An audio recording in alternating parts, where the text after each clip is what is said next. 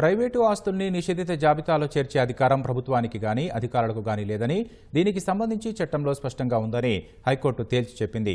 Registration చట్టంలోని section 22A కింద అనుసరించాల్సిన మార్గదర్శకాలకు విరుద్ధంగా ప్రైవేటు ఆస్తుల్ని నిషేధిత జాబితాలో చేర్చలేరని, మార్గదర్శకాలకు విరుద్ధంగా తీసుకున్న నిర్ణయాలు చెల్లుబాటు కావని స్పష్టం చేసింది.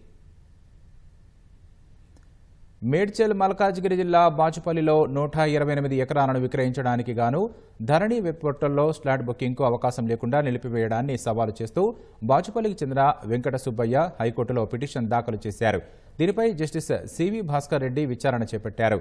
పిటిషనర్ తరపున వాదనలు వినిపించిన న్యాయవాది కటిక రవీందర్ రెడ్డి సాదా బైనామా కొన్న ఈ భూమిని 1992లో చట్ట ప్రకారం క్రమబద్ధీకరించుకున్నారని, దీనికి సంబంధించి పట్టా కూడా జారీ అయిందన్నారు. పెట్టుబడి రాయితీ కింద ప్రభుత్వం అందించిన ప్రోత్సాహకాలు కూడా పొందారన్నారు.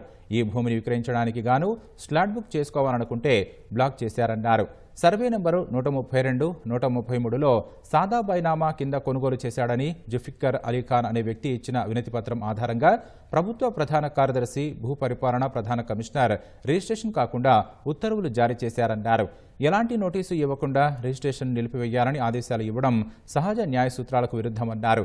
సెక్షన్ 22A జాబితాలో ఉండటం గానీ లేదంటే కోర్టు ఉత్తర్వులుంటే తప్ప రిజిస్ట్రేషన్ను అడ్డుకోరాదన్నారు.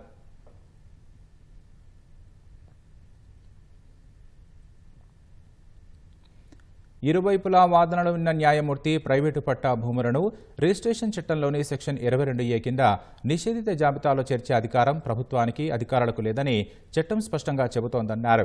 రిజిస్ట్రేషన్ చట్టం సెక్షన్ 22Aలో పేర్కొన్న పరిధిలోని అంశాల్లోకి వస్తే తప్ప ప్రభుత్వానికి అధికారులకు ప్రైవేటు ఆస్తులను నిషేధిత జాబితాలో చేర్చే అధికారం లేదన్నారు.